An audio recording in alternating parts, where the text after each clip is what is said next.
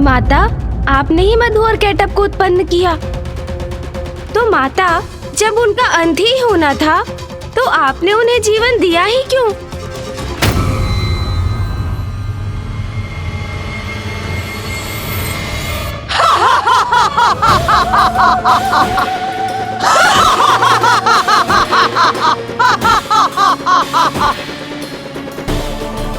माता श्री महाकाली का यह ठास तो भयभीत करने वाला है। तेरे इस प्रश्न का तो एक ही उत्तर है रे। मैं जो भी करती हूँ उसका एक बड़ा कारण होता है। मधु और केटप का अंत इसीलिए होना था क्योंकि उनके अंत से एक नवीन आरंभ होना था। नवीन आरंभ? कैसा नवीन आरंभ?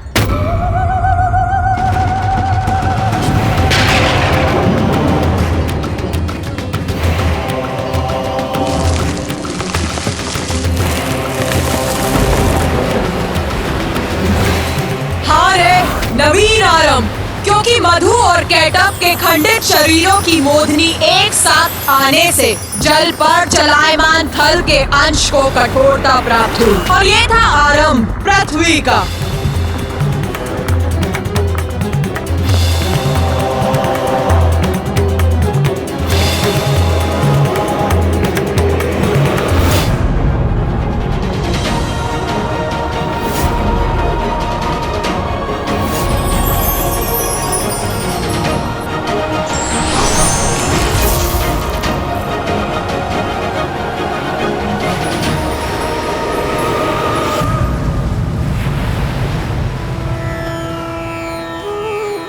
प्रणाम।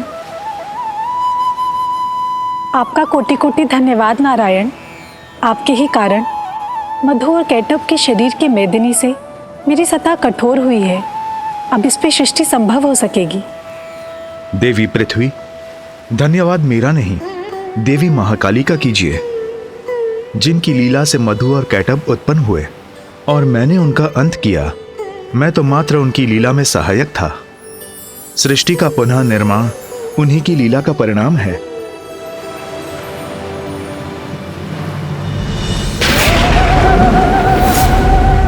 जय श्री महाकाली।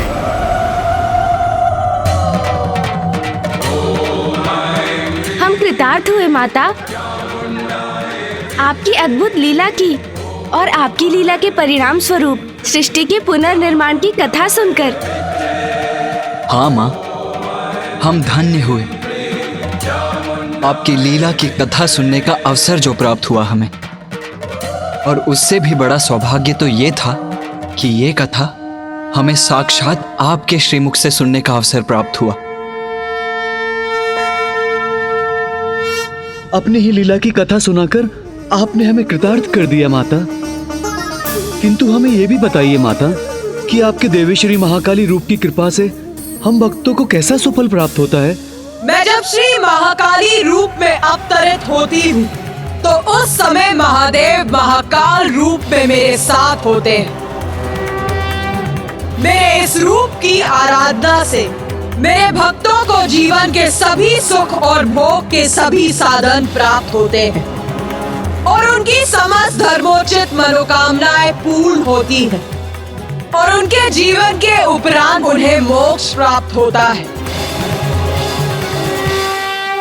माँ प्रणाम, माँ श्री महाकाली। मशान कालिका काली, भद्रकाली कपालिनी, गुह्यकाली महाकाली, गुरुकुल्ला विरोधिनी, कालिका कालरात्रिश्च, महाकाली नितंबिनी, कालभैरव भार्या च, कुलवर्तम प्रकाशिनी, कामदा कामिनी कन्या, कमनीय स्वरूपिणी, कस्तूरी रस लिप्तांगी, कुंदरेश्वरगामिनी, ककार वर्ण सर्वांगी, कामिनी कामसुंदरी, कामार्ता कामरूपा च, कामधेनु कलावती, कांता कामस्वरूपा च, कामाया कुलकामिनी, कुलीना कुलवर्त्यंबा, दुर्गा दुर्गतिनाशिनी। मेरी प्रथम महाविद्या काली के रूप की कथा अनंत है, इसीलिए अब मैं उसे विराम देती हूँ और अपनी द्वितीय महाविद्या के विषय में बताती हूँ। द्वितीय महाविद्या माता? गणेश, अपने प्रश्नों पर थोड़ा नियंत्रण रखो। कदाचित माता क्रोधित हो रही हैं।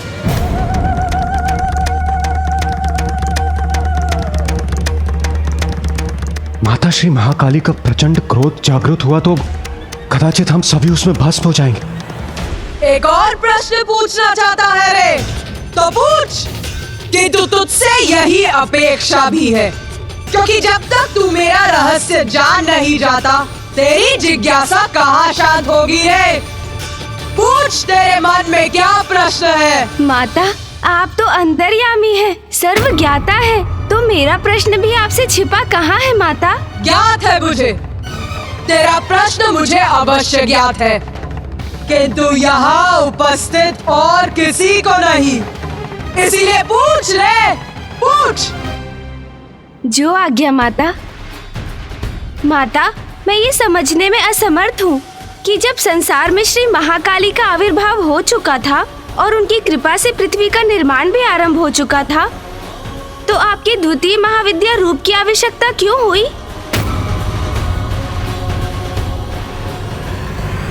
इसमें समझने का जो भी है, मैं पूर्व में ही कह चुकी हूँ गणेश। महादेव के साथ मिलकर संसार के निर्माण, पालन और संहार का कार्य है मेरा, और अपने इन सभी कार्यों के संपादन के लिए मैं अपने 10 महाविद्या रूप प्रकट करती हूँ। मैंने अपने महाकाली रूप में मधु और कैटब के शरीर से पृथ्वी के कठोर धरातल का निर्माण करवाया, किंतु उससे सृष्टि का सृजन पूर्ण नहीं हुआ था,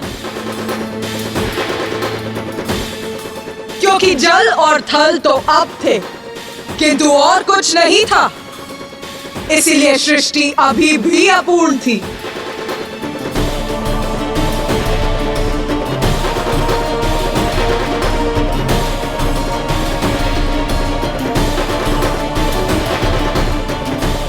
जल और थल के बाद प्राण ऊर्जा प्रदान करने के लिए सूर्य की आवश्यकता थी, जिनकी उत्पत्ति के लिए मैंने अपना देवी तारा स्वरूप धारण किया और महादेव के अक्षोभ्य स्वरूप का प्राकट्य हुआ था। माँ तारा और श्री अक्षोभ्य ही आदित्य सूर्य के सृजन का कारण थे। माता, मैं ये जानने के लिए भी उत्सुक हूँ कि आदित्य सूर्य की रचना आपने कैसे की? तो सुन, ध्यान से सुन।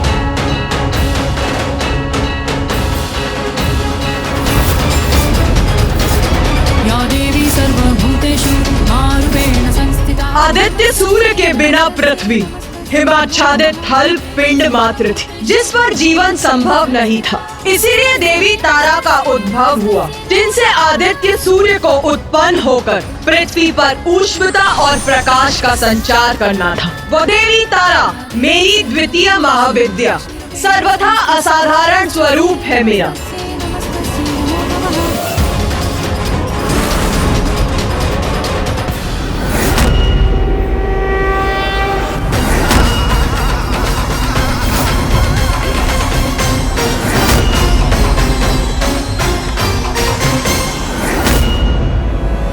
क्योंकि देवी तारा ही मेरा वो महाविद्या स्वरूप है जिनमें ऊर्जा, ऊष्मता, प्रकाश उत्पन्न करने का सामर्थ्य है। और जब उस ऊर्जा का संयोग प्रभु अक्षोभ्य की ऊर्जा से हुआ, तो वो संयुक्त ऊर्जा आदित्य सूर्य के अस्तित्व का आधार बनी।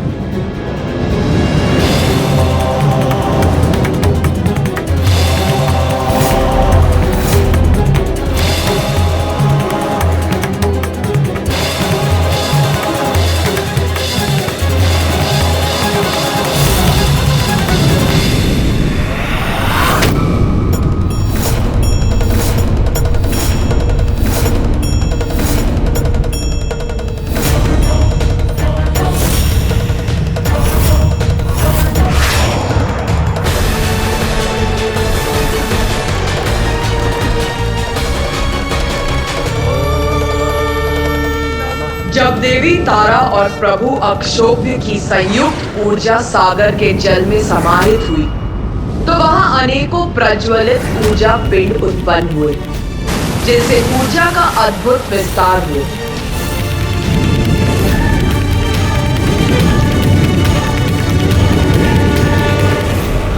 फिर देवी तारा ने अपनी श्वास वायु से एक प्रचंड वायु प्रवाह उत्पन्न किया, जिसके टकराव से उन ऊर्जा पिंडों की संख्या में और वृद्धि के साथ उनका जुड़ाव आरंभ हुआ।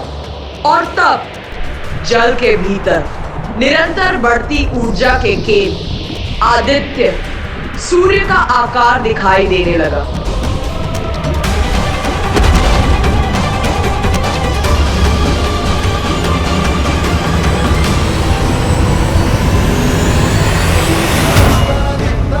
फिर प्रभु अक्षोभ्य और देवी तारा की ऊर्जा से आदित्य सूर्य प्रस्तुत हुए।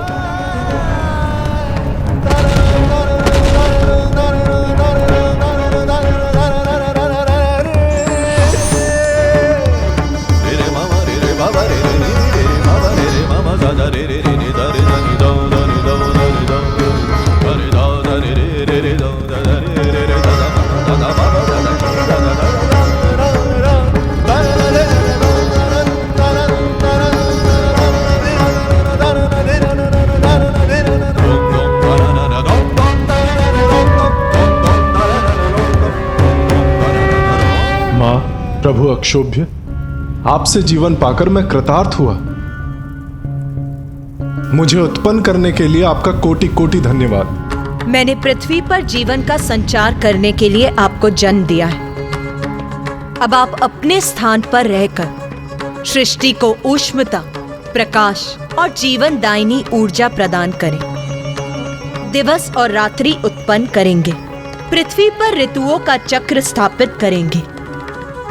अब आप प्रस्थान कीजिए और सभी को जीवन देने का अपना दायित्व संभालिए। उचित है मां।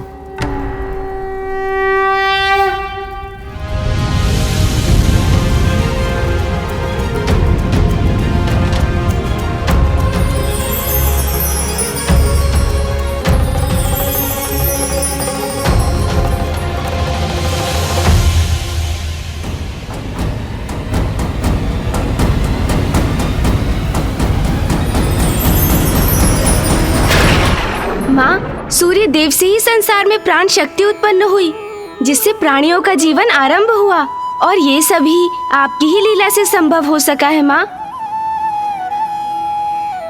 उत्तम, अति उत्तम। ये प्रथम बार है गणेश जब तूने प्रश्न नहीं पूछा, स्वयं उत्तर दिया है रे। किंतु माँ, मेरे प्रश्न अभी समाप्त नहीं हुए। ज्ञात है मुझे, ज्ञात है।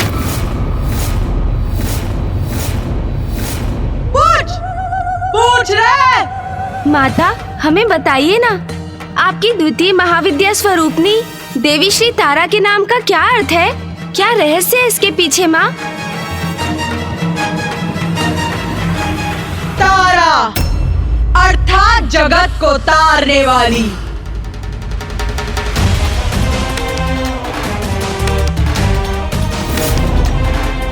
मुझे अपने उस रूप में तारा इसीलिए कहा जाता है क्योंकि मैंने अपने उसी रूप में सूर्य को उत्पन्न कर जगत को तारने का कार्य किया था, और आज भी मैं देवी कुष्मांडा के रूप में सूर्य के केंद्र में रहती हूँ। उनकी अधिष्ठात्री हूँ। ऐसा क्यों माता? आदित्य सूर्य को उत्पन्न करने और उन्हें उनका दायित्व समझाने के बाद आपको उनके केंद्र में स्थित रहने की क्या आवश्यकता है? आदित्य सूर्य को उत्पन्न करने और उन्हें उनका दायित्व समझाने के बाद आपको उनके केंद्र में स्थित रहने की क्या आवश्यकता है? क्योंकि सूर्य की शक्ति का स्रोत मैं ही हूँ रे। मेरे बिना उनकी ऊर्जा, उनका प्रकाश मंद पड़, शांत पड़ जाता है। सूर्य सृष्टि को जीवन प्रदान करते हैं, किंतु उसका कारण भी मैं ही हूँ रे।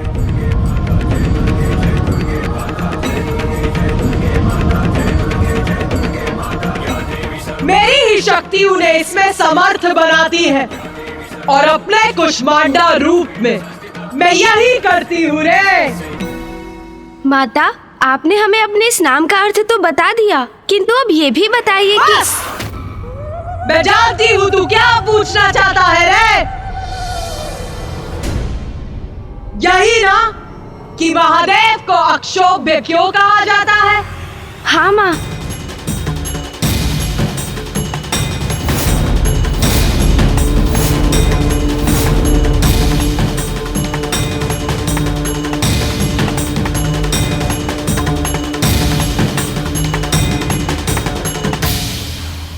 अक्षोभ्य अर्थात जो प्रत्येक अवस्था में शोभ्य रहित रहे, और महादेव तो सदा अक्षोभ्य ही रहते हैं। हलाहल विष का पान करने के बाद भी व्यथित नहीं हुए वो, सदा शांत रहते हैं वो। और ऐसा इसीलिए संभव हुआ क्योंकि कष्टों को तारने वाली देवी तारा के रूप में मैं उनके साथ रहती हूँ। मैं समझ गया माँ। आप जिनके निकट रहती हैं, उनको कोई क्षोभ नहीं होता, वो सदा अक्षोभ्य रहते हैं। तो माँ, क्या इसी कारण सूर्यदेव भी प्रशांत बने रहते हैं? तब स्वयं समझ गया तू। वास्तव में तू बुद्धि का देवता है रे। उचित कहा तूने। सूर्य सबको जीवन प्रदान करने के लिए सदा तपते रहते हैं और स्थिर भी रहते हैं, और अपनी स्थिरता से सबको प्राण शक्ति भी प्रदान करते हैं। माता, मेरी भी एक जिज्ञासा शांत करने की कृपा कीजिए। यदि सभी माता से इसी प्रकार प्रश्न पूछते रहे तो अवश्य ही माता कुपित होकर हम सभी को एक साथ दंडित करेंगे।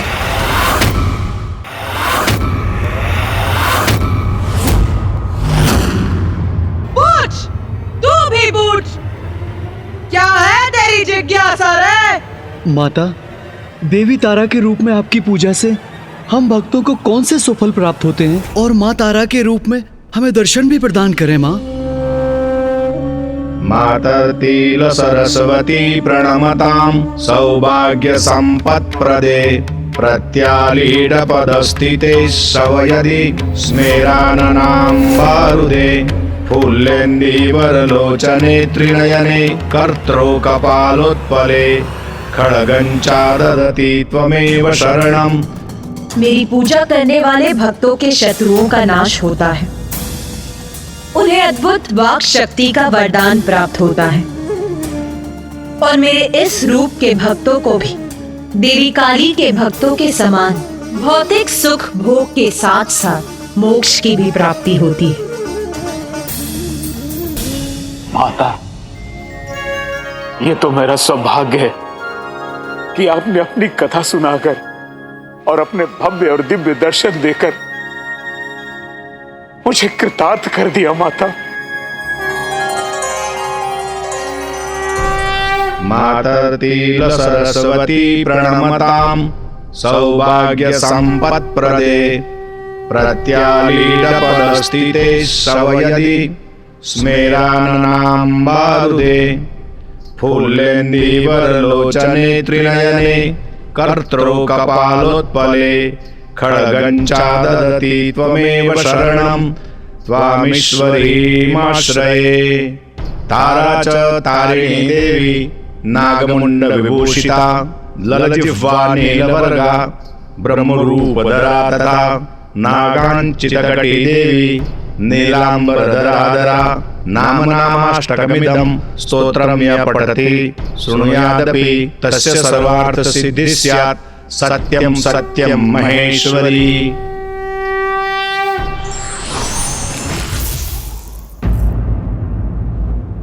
माता, आपने देवी श्री महाकाली रूप में पृथ्वी का निर्माण किया, फिर माँ तारा के रूप में सूर्य देव को उत्पन्न किया। जब पृथ्वी और जीवन के स्रोत सूर्य दोनों की रचना हो चुकी थी, तो आपकी तृतीय महाविद्या की क्या आवश्यकता थी? पृथ्वी, सूर्य, ये पर्याप्त है क्या? मैं कुछ समझा नहीं माता। तृतीय महाविद्या इसीलिए आवश्यक थी क्योंकि सृष्टि अभी भी अपूर्ण थी।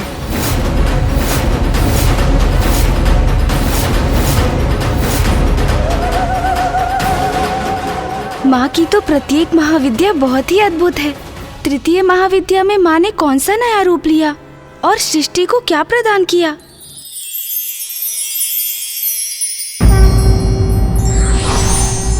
पूर्ण को अपूर्ण बनाने का दायित्व भी ईश्वर पर ही होता है, इसलिए बार बार उन्हें विभिन्न रूप में आना पड़ता है। पृथ्वी देवी और आदित्य सूर्य के उत्पन्न होने पर भी सृष्टि अपूर्ण क्यों थी माता? तेरी दृष्टि में ही तेरे प्रश्न का उत्तर निहित है रे। देख, देख अपने चारों ओर तुझे क्या दिखाई दे रहा है रे।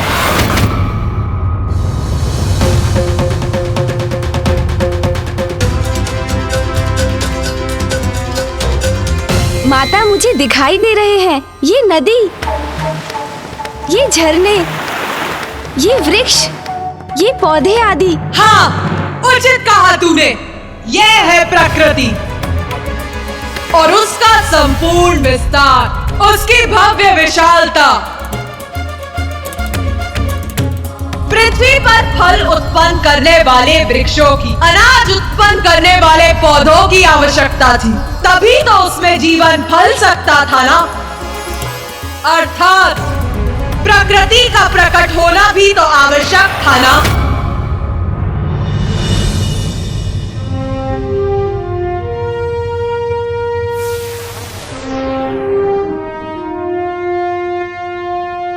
प्रिय, अब सृष्टि के विकास का समय आ गया है। जीवन के संचार के लिए पृथ्वी को प्रकृति की आवश्यकता है।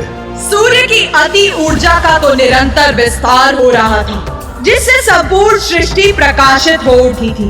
उन सूर्य का सृजन करने वाली देवी तारा और प्रभु अक्षोभ्य की असीमित आंतरिक ऊर्जा का तो अनुमान लगाना भी कठिन है रे। देवी तारा रूप में मेरी ऊर्जा से कदाचित प्रकृति भस्म हो सकती थी, इसीलिए प्रकृति के सृजन के लिए मुझे शीतल होना ही था। और तब मैंने धारण किया अपना अगला महाविद्या स्वरूप, देवी षोडशी।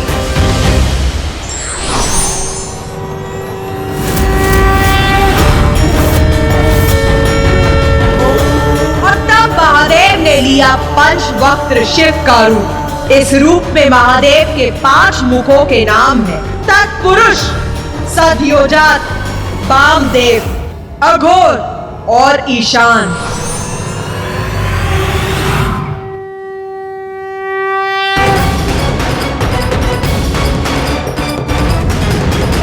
या देवी सर्वभूतेषु बुद्धिरूपेण संस्थिता।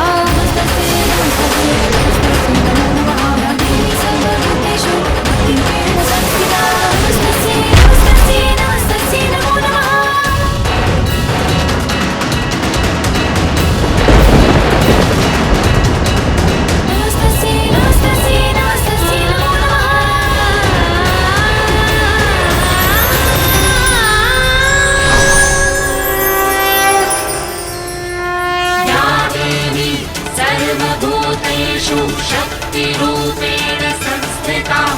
नमस्तस्यै नमस्तस्यै फिर देवी षोडशी की हथेली से एक जल की बूंद पृथ्वी पर गिरी।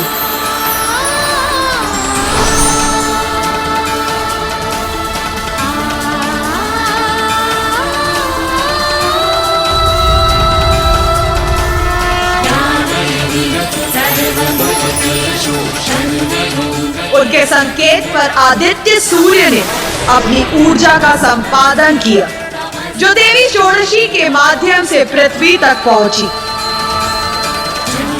और जीवन का बीज अंकुरित हुआ और फलने फूलने लगा।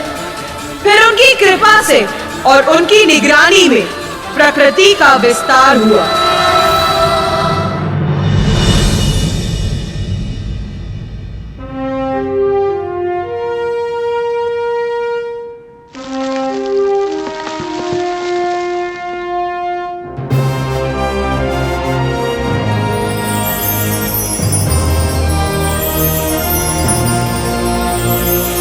पौधे लहरा उठे, पुष्प खिलने लगे और उनके साथ वन्य जीवों में भी प्राणों का संचार हुआ और प्रकृति अपने पूर्ण वैभव में जीवन का आधार बनी।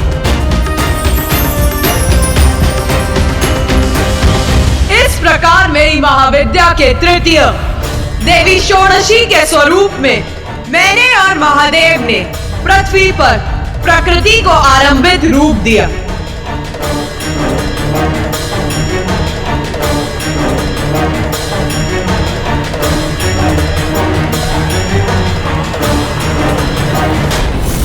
बाल व्यक्त विभाकरामिति निवाम भव्यप्रदां भारतीम् ईषत् फुल्लमुखाम्बुजस्मितकरे राशा भवान्दापहाम् पाशं साभयमंकुशं च वरदम् कितनी अनुपम दिव्यता है माँ षोडशी की। कितना भव्य सौंदर्य है माँ का। भक्त्या भजे षोडशीम्। इतने समय के पश्चात माँ के मुख पर ये सुंदर मुस्कुराहट देखकर हम सभी कृतार्थ हो गए। जो मेरे इस रूप की पूजा करते हैं वो सर्व सिद्धियां संपन्न हो जाते हैं। कोई भी दुख उनके निकट नहीं आता।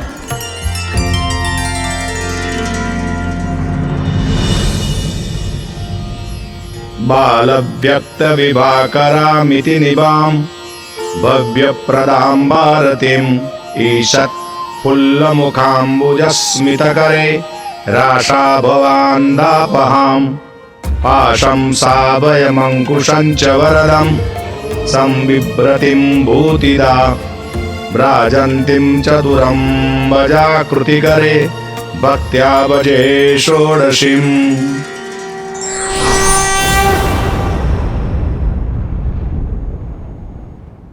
बोल, अभी भी तेरे मन में कोई भी शंका, कोई भी जिज्ञासा जन्म ले रही है क्या? हाँ माता, अब तो संसार पूर्ण हो चुका था। पृथ्वी, सूर्य, जल, प्रकृति सब उत्पन्न हो चुके थे।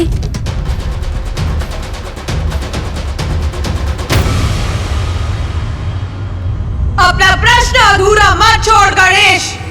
जो भी मन में है व्यक्त कर। पूछ पूछ पूछ रे, क्या पूछना चाहता है? माता, ब्रह्मदेव, नारायण, महादेव, पृथ्वी माता, सूर्य देव सब आपकी ही लीला से उत्पन्न हुए हैं, किंतु देवगण जैसे देवराज इंद्र, अग्निदेव, वायुदेव, वरुण देव और ऋषिगण जैसे ऋषि दुर्वासा, ऋषि मार्कंडे, इनका अस्तित्व कैसे प्रकट हुआ माता?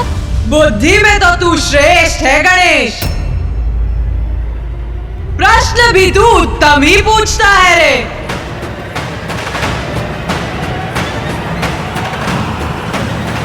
तो अब मेरा उत्तर सुन गणेश।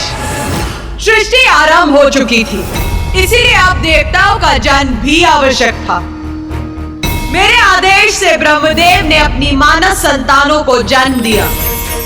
धर्म, रुद्र, सनत, सनातन, भृगु, मरीचि, अत्रि, अंगिरस, अंगिरा, पुलस्त्य, क्रतु, कश्यप, सनत कुमार, रुद्धि, प्रताप, वशिष्ठ एवं नारद की उत्पत्ति के बाद ब्रह्मदेव के द्वारा बहिर्षद, अग्निश्वात, कव्यात, आज्यप, सुकालीन, उपहुत और दिव्य नामक पृथ्वीगणों का भी प्रादुर्भाव हुआ। और फिर उसने अपने बाएं अंगूठे से दक्ष को जन्म दिया।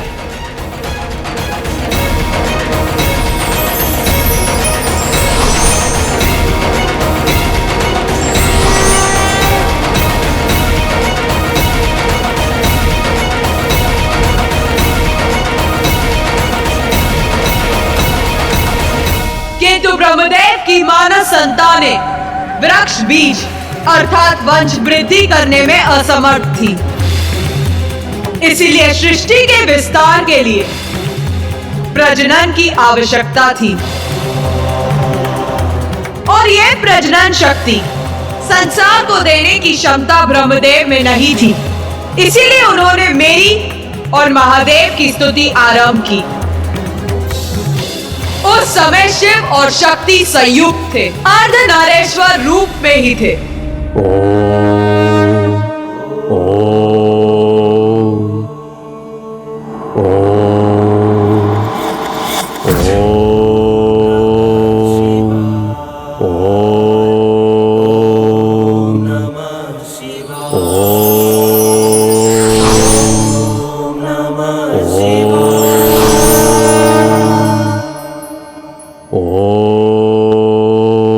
ब्रह्मदेव, हम आपकी स्तुति से प्रसन्न हुए।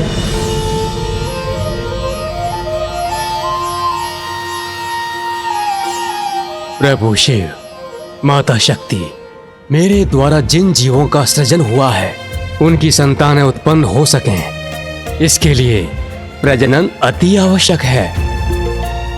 पर यह तभी संभव है जब प्रकृति शिव से पृथक हो और ऐसे स्त्री पुरुष का जन्म हो जिनसे मैथुनी शक्ति का आरंभ हो सके। यदि सृष्टि के आरंभ और उसकी भलाई के लिए हमें एक दूसरे से विलग होना होगा तो ऐसा ही होगा।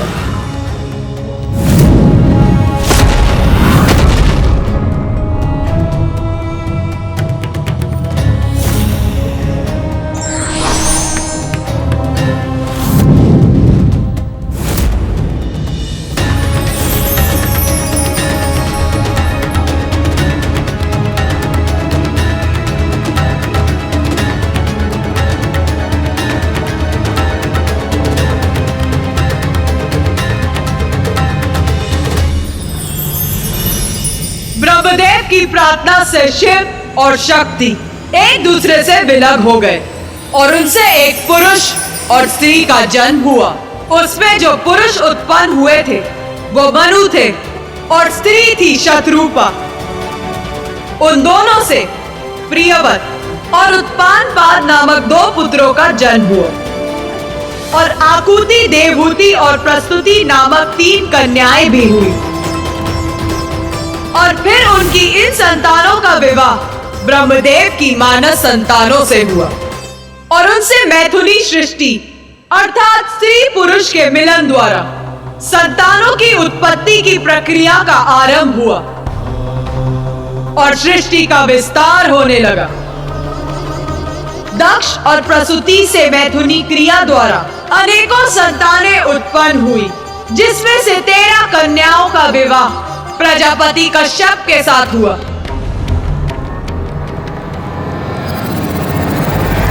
प्रजापति कश्यप और दक्ष की कन्याओं से देवता, असुर, दानव, अश्व, गंधर्व, राक्षस, वृक्ष, अप्सरा, सर्प और नाग, गौ, भैंस, श्वापद अर्थात हिंसक जीव, श्वेन अर्थात गिद्ध आदि जीव, यादव गण अर्थात जलचर जीव, गरुड़ और अरुण, पतंग और शलभ आदि का जन्म हुआ। इन्हीं से संसार की समस्त प्रजातियों का जन्म हुआ। माता, अब तो सृष्टि पूर्ण हो गई थी। प्रकृति, जीव, जंतु, देव, गंधर्व, यक्ष आदि सभी उत्पन्न हो चुके थे और सबसे महत्वपूर्ण इस समस्त जीवन के लिए पृथ्वी भी थी। नहीं रे, मात्र एक पृथ्वी से संसार की रचना नहीं होती रे गणेश।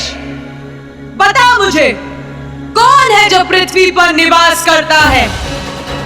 जीव जंतु और पुरुष माता। और अन्य सभी, उनका क्या स्थान है रे? सभी देव तो अपने अपने लोक में विराजमान रहते हैं और अन्य सभी भी माता। और अन्य सभी अपने अपने भुवन में रहते हैं। और उन भुवनों की उत्पत्ति के लिए मेरी चतुर्थ महाविद्या स्वरूप देवी भुवनेश्वरी की कथा मैं अब कहूंगी। देवी भुवनेश्वरी?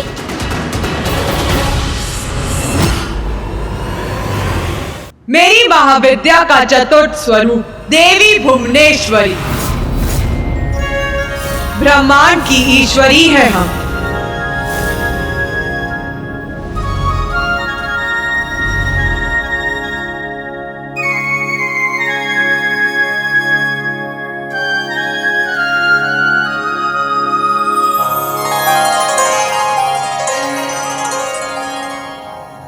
संपूर्ण ब्रह्मांड की हम ही जन्मदाता हैं। ब्रह्मांड हमसे ही उत्पन्न होता है और अंततः मुझ में ही समाहित होता है। मैं ही उसकी रक्षा करती हूँ। जब मैं अपने भुवनेश्वरी रूप में प्रकट होती तो महादेव अपना त्रैंबक रूप धारण करते हैं।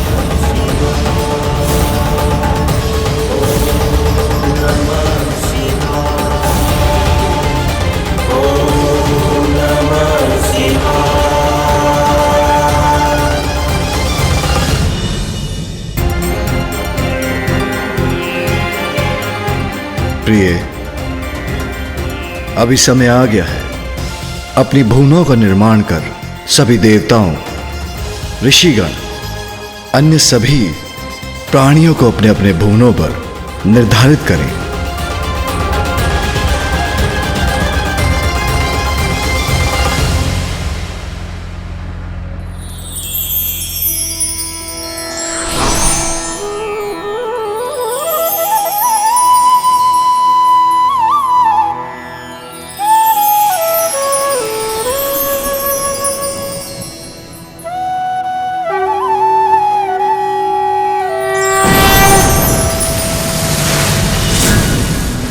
भुवनों के क्रम में ब्रह्मदेव जहां निवास करते उस सत्य लोक का आविर्भाव हुआ।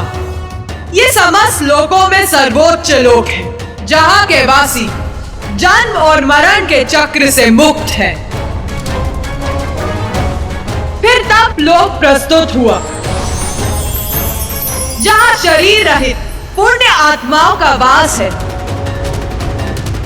जो इस लोक में वास करते हैं वो अपने सत्य लोक प्रस्थान की प्रतीक्षा में रहते हैं।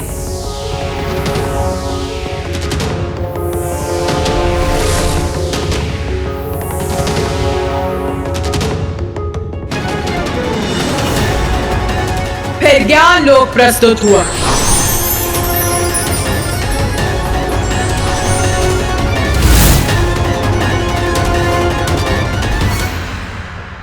जहां जिज्ञासा से परिपूर्ण तपस्वी वास करते हैं।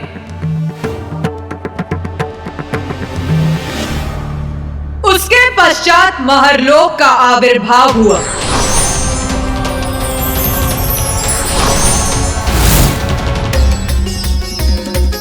जहां तप की पराकाष्ठा के उपरांत ऋषियों मुनियों को स्थान प्राप्त होता है। जो ऋषि यहाँ निवास करते हैं उनकी शक्तियां देवताओं की शक्तियों के समान होती, इसीलिए इस लोक में सप्त ऋषियों का वास होता है। फिर इस कर्म में आनंद लोक अर्थात स्वर्ग लोक आता है।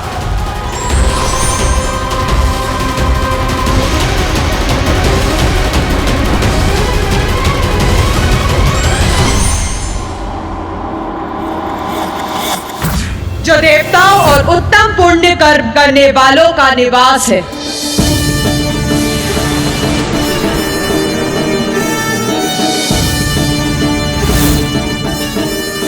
जिसके बाद भुवर लोक है, जहां सूर्य देव और अन्य नवग्रह स्थित हैं।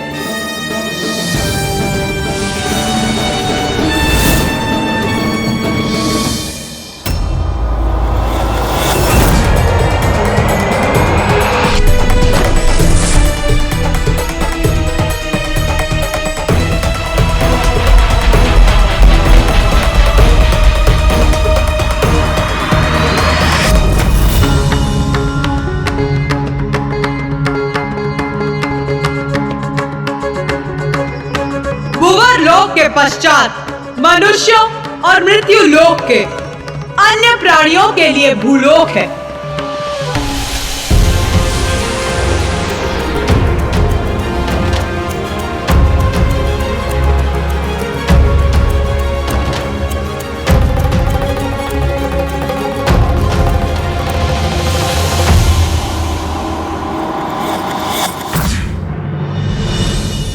माता, आपने जितने भी लोगों का निर्माण किया वो तो सात्विक और सद्गुण स्वभाव के प्राणियों के लिए किया, किंतु उनका क्या? जिनका स्वभाव ही तामसिक है, उनका निवास कहाँ होगा? कहाँ जाएंगे वो? फिर भूमि के नीचे के लोग प्रकट हुए।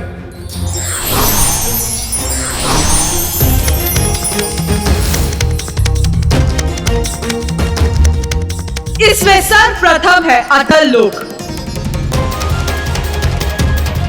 ये भोग विलास का लोक है। भूमि की समस्त धन संपदा यही संचित रहती है। फिर वितल लोक है, जहां भूमिगत जीव स्वर्ण आदि का खनन करने हेतु निवास करते हैं। अतल लोक के समान वितल लोक भी भौतिक संपत्ति पर केंद्रित लोक है। फिर असुर राजा बलि द्वारा सुतल लोक का आविर्भाव हुआ।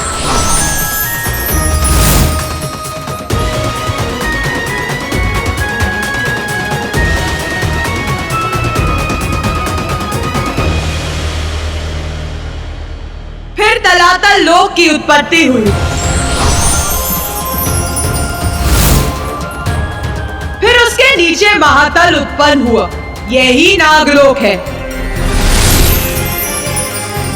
जहां नाग पुरुष और नाग कन्याओं का वास है।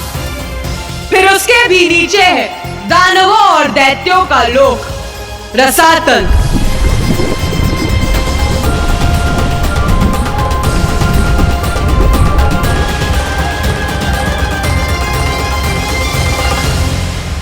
और सबसे नीचे पाताल लोक प्रकट हुआ, जहां नागराज वासुकी का निवास है।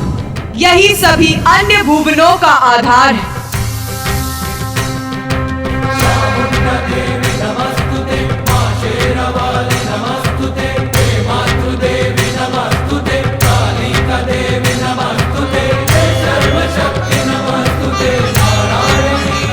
सब लोगों के बारे में तो हमें ज्ञात हो गया और सभी अपने अपने लोक में शांतिपूर्वक निवास भी करने लगे। तो फिर माता के अगले महाविद्या रूप का क्या उद्देश्य था?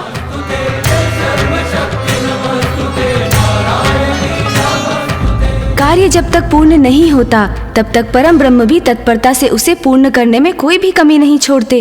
इससे यही संदेश और प्रेरणा हमें मिलती है कि जब तक कार्य पूर्ण ना हो उसे छोड़ना नहीं चाहिए। इस प्रकार मैंने ही अपने भुवनेश्वरी स्वरूप में सभी भुवनों की रचना की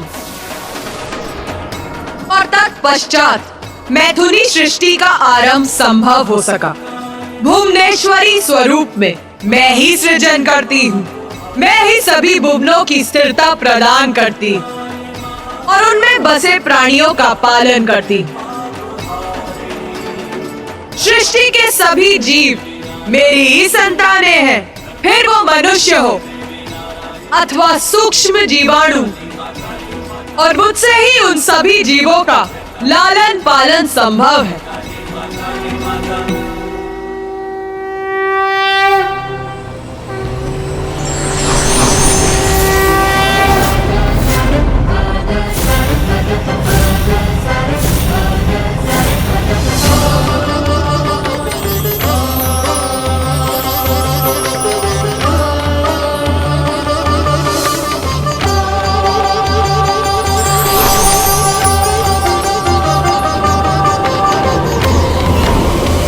मेरे इस रूप की साधना करने वाले साधक को सर्व सांसारिक सुखों की प्राप्ति होती है।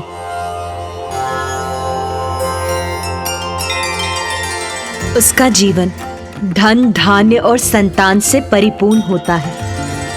धन, धान्य, वस्त्र आदि सभी प्रचुर मात्रा में प्राप्त होते हैं। मेरी भक्ति करने वाले भय से मुक्त होकर निर्भयता से अपना जीवन यापन करते हैं।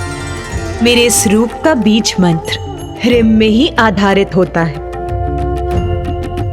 और इस बीज मंत्र का जाप करने वाला भक्त स्वयं ईश्वर को प्राप्त कर लेता है।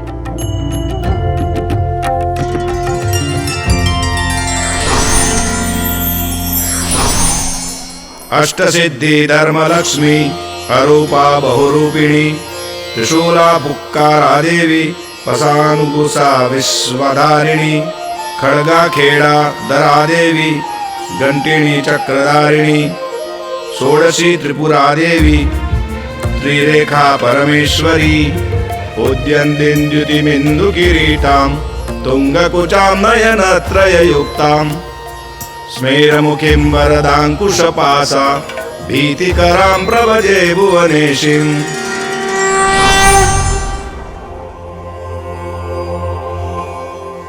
इस प्रकार संसार का निर्माण किया रे मैंने। त्रिगुणों पर ही आधारित था मेरे द्वारा रचित संसार का अस्तित्व, और प्रत्येक प्राणियों को उसका स्थान उसके कर्मों के अनुसार दिया गया। किंतु मेरे इस संसार में भी असंतुलन उत्पन्न हो ही गया।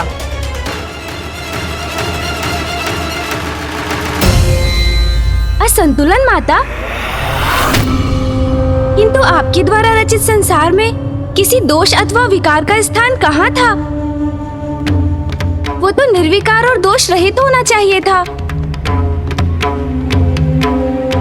फिर उसमें असंतुलन आने की संभावना कहाँ थी माता? त्रिगुण अर्थात सतो, रजो और तमो, अर्थात सात्विक, राजसिक और तामसिक आधारभूत गुण थे मेरे संसार के। इसीलिए उसमें बसे प्राणियों में भी ये तीनों गुण प्रस्तुत थे। देवता, ऋषि मुनि, दिव्यात्मा, मनुष्य, निरीह प्राणी, असुर, दानव, दैत्य सभी मेरे इसी संसार के वासी थे। इसीलिए असंतुलन का आरंभ तब हुआ जब तामसी प्रवृत्ति की अधिकता से प्रभावित असुरों की लालसा में वृद्धि होने लगी। वो अन्य लोगों को लालच की दृष्टि से देखने लगे, मुख्य रूप से पृथ्वी को।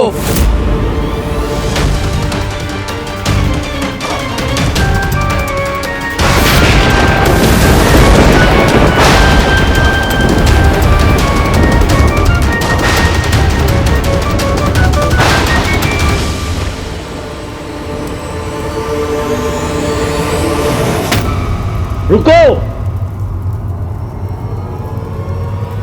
क्या हुआ? रुक क्यों गए? हमें शीघ्र ही अपने निवास की तरफ चलना चाहिए, जिससे हमारी स्त्रियां इस आखेट को पका सकें। भूख लगी है हमें। शीघ्रता करो, चलो आगे बढ़ो। कब तक भटकते रहेंगे हम? इस प्रकार आखेट ढूंढने के लिए, भोजन प्राप्त करने के लिए कब तक करना होगा परिश्रम? यूं ही कब तक का क्या अर्थ है? यह हमारा लोक है और यहाँ का यही नियम है। जब तक जीवित रहेंगे हम यही रहेंगे और इसी तरह अपना जीवन यापन करेंगे। उचित कहा तुमने। ये लोक हमारा है, पर वो लोक, वो भी तो हमारा हो सकता है।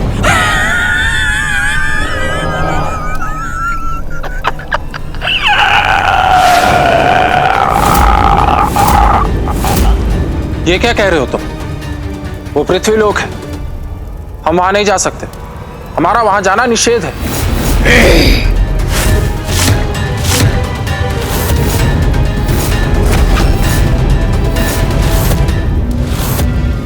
मेरी जो इच्छा होगी वही करूंगा मैं। मुझे पृथ्वी लोक पे जाना है। मुझे पृथ्वी लोक को पाना है।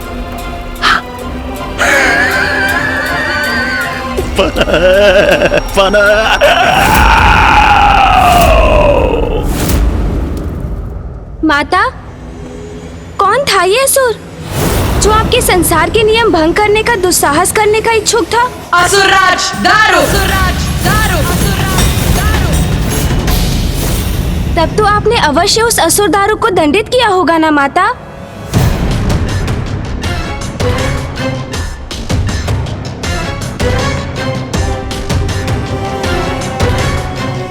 नहीं गणेश, मैंने उसकी रक्षा की।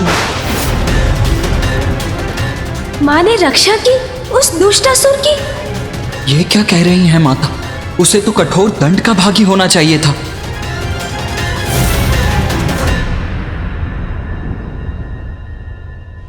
आपने उस असुर को उसके अपराध का दंड क्यों नहीं दिया माता? और उसकी रक्षा क्यों की आपने? क्यों माँ, क्यों किया आपने उसकी रक्षा?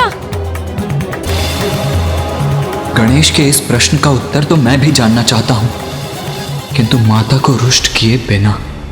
सत्य था रे, दारुक की लालच भरी दृष्टि पृथ्वी पर थी, क्योंकि फल, पुष्प, अनाज, आहार आदि से परिपूर्ण पृथ्वी सौंदर्य रूपिणी थी। इस संपदा का अधिकार जो अभी तक पृथ्वीवासियों के पास था, उसे पाना चाहता था दारुक। किंतु माता, इसमें क्या अपराध हुआ उससे? क्योंकि अपने जीवन को श्रेष्ठ बनाने का तो सभी को अधिकार है। अधिकार अवश्य है, किंतु किस मूल्य पर गणेश? दूसरों के अधिकारों को छीन कर कुछ प्राप्त करना उचित नहीं। दारुक पृथ्वी का आधिपत्य चाहता था, जिससे वो सभी ऋषि मुनियों अथवा ग्रामीण मनुष्यों को अपना दास और आहार बना सके। अन्य जीवों को कष्ट पहुंचाकर अपने जीवन को उन्नत नहीं बनाया जा सकता गणेश। तो माता, ये सब ज्ञात होने पर भी आपने उसकी रक्षा की? हाँ, रक्षा की मैंने उसकी, क्योंकि मैं विवश थी।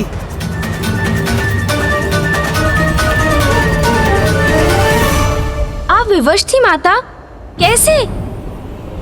इतनी सामर्थ्य किसमें है जो आपको विवश कर सके? क्या कारण था आपकी विवशता का माता?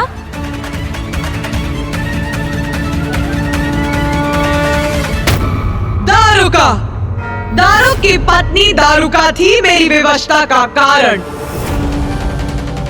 आदि शक्ति हूँ मैं, किंतु जगत जननी भी तो मैं ही हूँ। चर अचर समस्त जीवों की माँ मैं ही हूँ। और फिर अपनी किसी भी संतान को कष्ट में देखकर मैं स्वयं को कैसे रोक सकती थी गणेश? माता किस पीड़ा की बात कर रही हैं?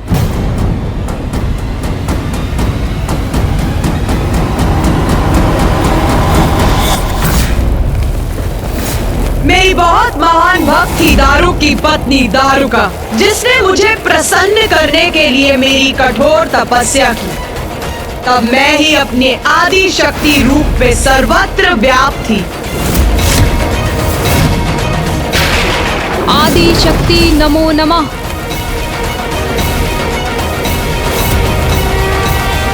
दर्शन दीजिए मुझे माता, दर्शन दीजिए।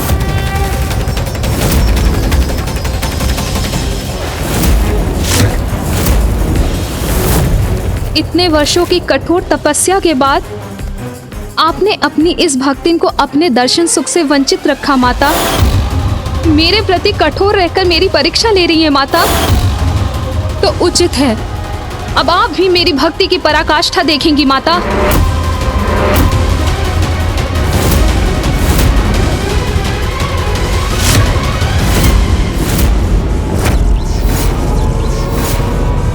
आदि शक्ति नमो नमः। आदि शक्ति नमो नमः। आदि शक्ति नमो नमः। आदि शक्ति नमो नमः।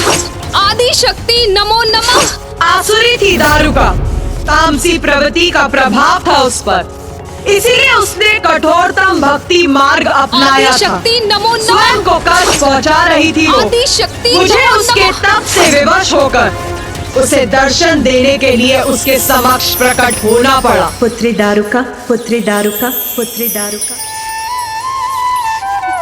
माता,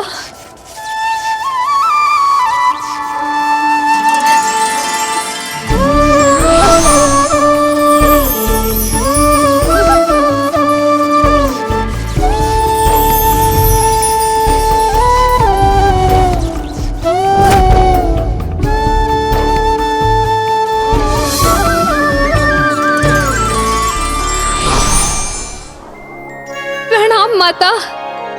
सत्य है माता, आप दया की सागर हैं। मुझे दर्शन देकर मेरे कष्टों को हरकर आपने मुझे कृतार्थ कर दिया है माता। मैं धन्य हो गई आपके दर्शन पाकर। मैं माँ हूँ, मेरी भक्तिन स्वयं को कष्ट पहुँचाए ये मैं कैसे सह सकती हूँ पुत्री दारुका। मैं तुम्हारी तपस्या से प्रसन्न हुई, वरदान मांगो पुत्री। माता, मेरे और समस्त असुर समुदाय के जीवन को सरल करने हेतु इस स्थान को अपने आशीष से परिवर्तित कर दीजिए माता। यहाँ सभी संपदा से परिपूर्ण एक ऐसा वन स्थापित कर दीजिए जिससे हम सभी यहाँ सहजता से निवास कर सके माँ। क्योंकि माता, हम असुर सभी आनंद प्राप्ति के सुख सुविधाओं से वंचित है, इसलिए हमारे साथ भी आपके भक्तों के समान ही व्यवहार होना चाहिए माता। अपने समस्त समुदाय के लिए निस्वार्थ भाव से वरदान मांगकर तुमने मुझे और भी प्रसन्न कर दिया पुत्री दारुका। मैं तुम्हारी इच्छा अवश्य पूर्ण करूंगी। धन्यवाद माता, धन्यवाद।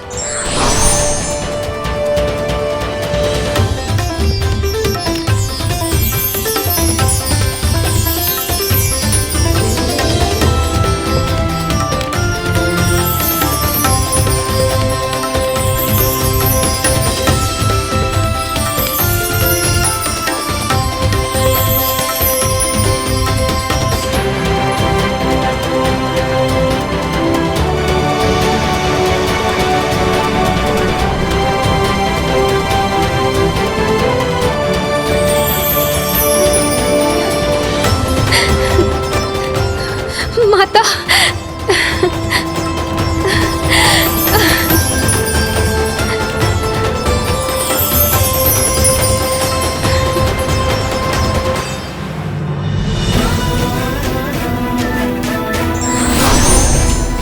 ये अब तुम्हारा वन है पुत्री दारुका। अब जहाँ तुम और तुम्हारा समस्त समुदाय जाएगा, ये वन तुम्हारे साथ जाएगा। सदा तुम्हारा रहेगा ये वन, जहाँ तुम्हें कोई भी कमी नहीं होगी और तुम्हारी सुरक्षा सदैव निश्चित रहेगी। माता, आपसे समस्त असुर समुदाय के लिए वरदान पाकर मैं कृतार्थ हुई, परंतु अब क्या मैं मात्र अपने लिए कुछ मांग सकती हूँ? अवश्य। अपने लिए क्या मांगने की इच्छा है तुम्हारी पुत्री? माता, मुझे वरदान दीजिए कि मुझे आपकी शक्ति का अभयदान सदैव प्राप्त होता रहे और मुझ पर कोई भी संकट छाए तो सदैव आप मेरी रक्षा करने आए। इसके लिए तुम्हें वरदान मांगने की कोई आवश्यकता नहीं। अपने भक्तों के लिए मैं सदैव रक्षा कवच बनकर प्रस्तुत होती हूँ, इसीलिए जो तुमने मांगा वो मैंने दिया। आपको कोटि कोटि धन्यवाद माता, आपको कोटि कोटि धन्यवाद। तथास्तु। कल्याण हो पुत्री।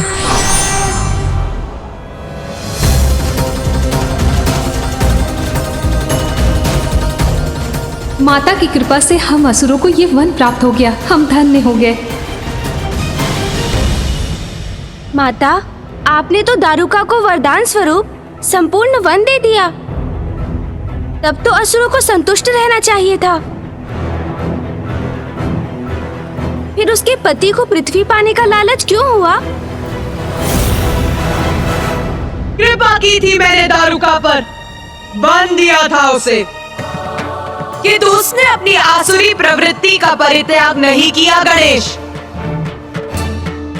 मैंने दारुका और उसके असुरों को उस वन में समस्त वन्य संपदा उपलब्ध करवाई थी, किंतु उसका पति दारुक और भी पाना चाहता था और अब अपनी पत्नी को प्राप्त हुए वरदान से उसका साहस और भी बढ़ गया था।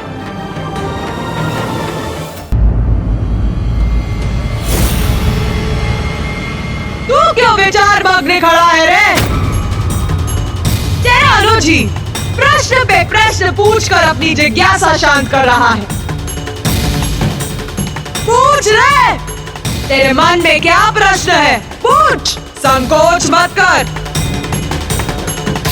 माता, मैं स्वीकार करता हूं कि रसातल पृथ्वी जितना सुंदर नहीं था, किंतु पृथ्वी पर तो ऋषियों, मुनियों और अन्य वासियों ने उसे सुंदरता प्रदान करने के लिए अथक परिश्रम किए थे।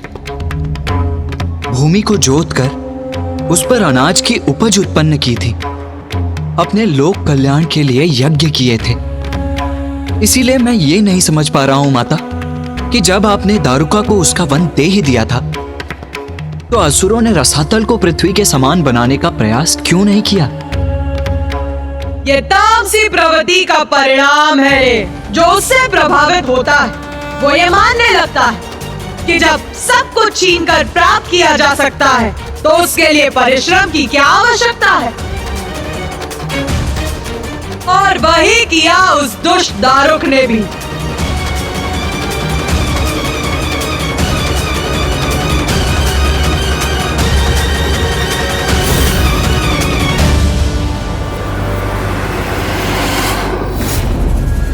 मेरे प्रिय असुरों, कोई नहीं, हमारा विनाश कोई नहीं कर सकता। क्योंकि मेरी पत्नी के कठोर तप के कारण स्वयं आदिशक्ति बनेगी हमारा दिव्य कवच। हम सुरक्षित रहेंगे क्योंकि सर्वोच्च देवी शक्ति हमारी सुरक्षा करने के लिए वचनबद्ध है।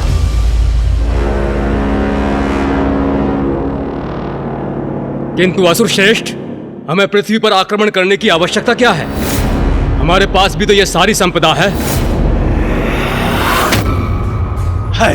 अवश्य है, किंतु सोचो, क्या ये मात्र एक वन हमारी संपूर्ण असुर जाति के लिए पर्याप्त है? मेरी पत्नी ने इतने कष्ट उठाकर घोर तप किया, आदिशक्ति ने उसे क्या दिया? ये एक वन, जिस वन में हम अपना भोजन जुटाने के लिए संपूर्ण जीवन आखेट करते रहे, विवश होते रहे, श्रम करते रहे। क्यों?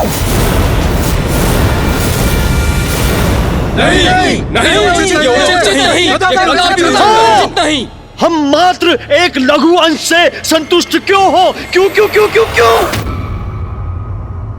इस वन को और इसके फलों को पाकर प्रसन्न क्यों हो?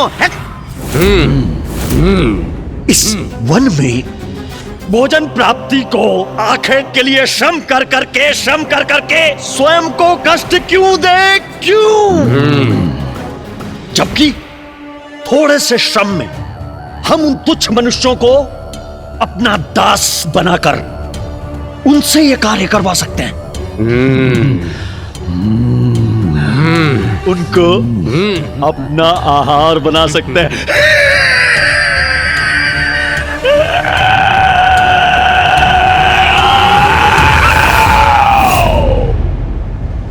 असुर श्रेष्ठ दारुक उचित कह रहे हैं, हम पृथ्वी पर आक्रमण करेंगे।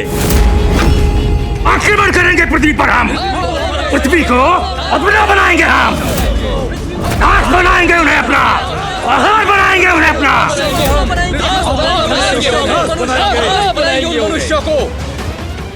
असुर श्रेष्ठ, हम पृथ्वी पर पहुंचेंगे कैसे?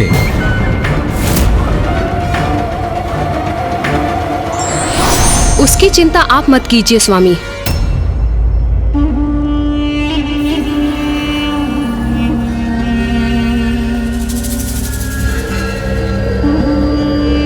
स्वामी, यदि आप पृथ्वी तक जाना चाहते हैं तो मैं आपको ले जाऊंगी।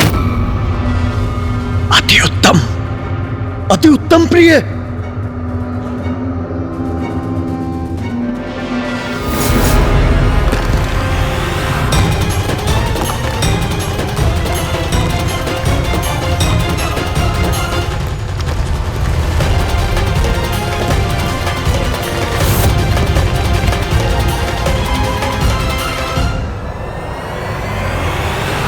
माता के वरदान का अनुचित लाभ उठाना कहीं पृथ्वीवासियों को संकट में ना डाल दे।